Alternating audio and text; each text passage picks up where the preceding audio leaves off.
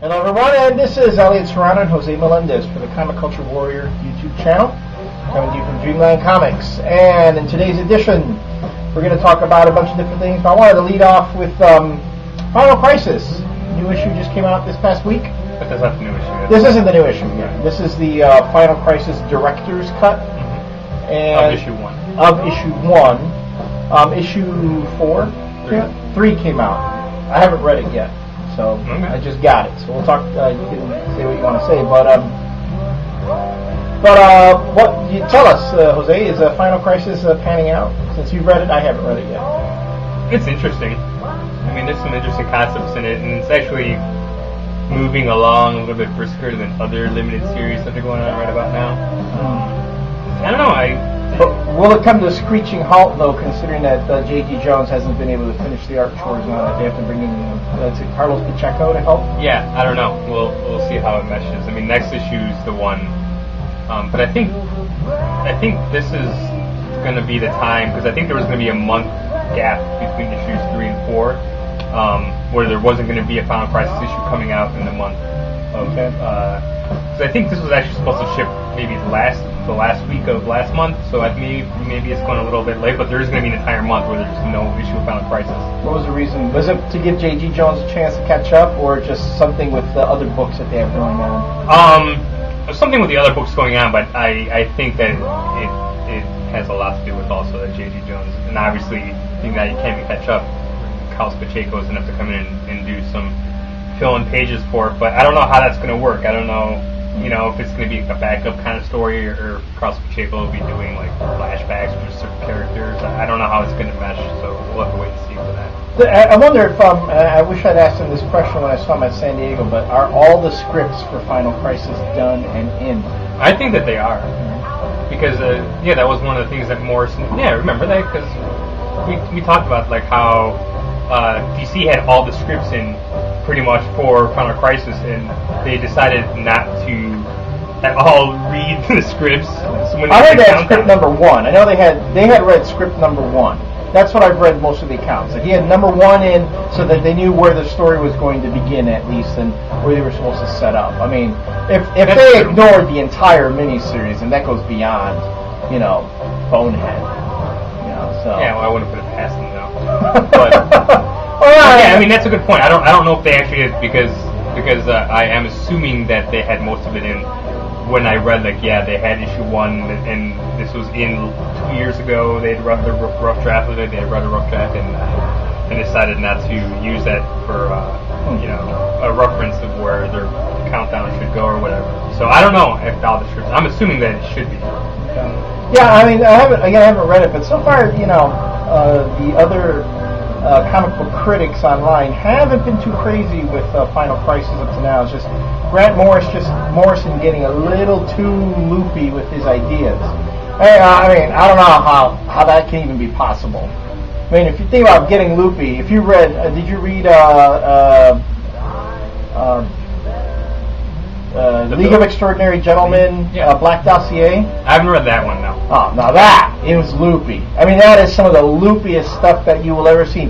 It gets so out there that the last few pages you need 3D glasses to read, and it comes with 3D glasses. It's not more though. But still, it's just way out there, and a lot of folks didn't like that either. And then when you have, Grant Morrison kind of taking mainstream characters and doing a lot of really bizarre stuff, I don't know how a lot of folks are going to swallow that if they're expecting more conventional type stories. To tell you the truth, I'm enjoying this more than that Batman, that R.I.P. Yeah, because that thing is just incomprehensible and it's awful. So far, I mean, the new issue comes out this week, the third real part of it, but like that, I like this a lot more than that particular storyline. Grant Morrison stuff on Batman before this Rest in Peace stuff was really, really awesome. But I don't know, I like this, and more so, and third issue was good. It seems to be going in the right direction, but we'll see what happens. Well, Final Crisis, the first 2 issues I've had to go back and kind of reread to kind of get the sense of it. And I guess, book it challenges. I know in the past I've said that I want a book that challenges me, so maybe, we'll see. Maybe in the end, Final Crisis is going to be a really interesting story. It's just, moving so slowly. I mean, this really, when you think about it, they could have just done this as a graphic novel.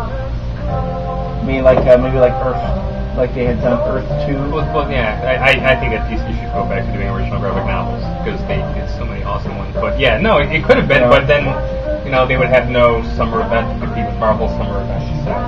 Yeah. And then you have this thing, the Final Crisis Director's Cut. Yeah, it's a reprint of sorts of the first issue of Final Crisis. It's all in black and white, or at least the artwork is reproduced in black and white. No colors, no lettering, just pencils and inks. And then the script is also reproduced in the back. Which I think, if you are someone who is getting into comic book writing or want to see something like a behind-the-scenes look at how comic books are produced, I even see some thumbnail sketches and stuff in here. See how J.G. Jones lays out pages. It's really it's a nice little resource to have. I do take issue with calling it a director's cut because that's really not what it is.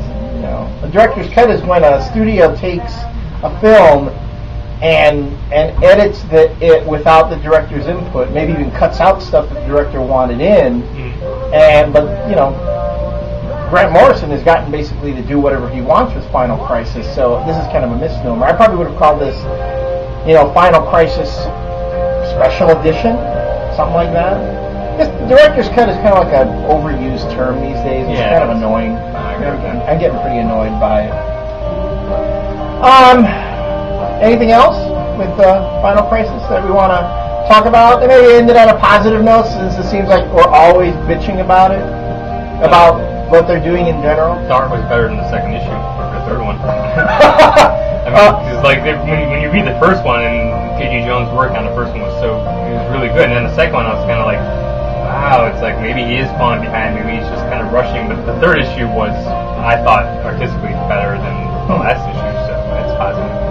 Anything nice to say about editorial? Since I do have some friends at DC Editorial that I'd like for us to say something nice about them. You haven't fucked anything up in there yet, as far as I can tell. I mean, there's a big thing that happened in last week that we talked about with the new Avengers editorial with the Spider-Man thing, and I have found nothing. I mean, well, the tie-ins haven't occurred yet.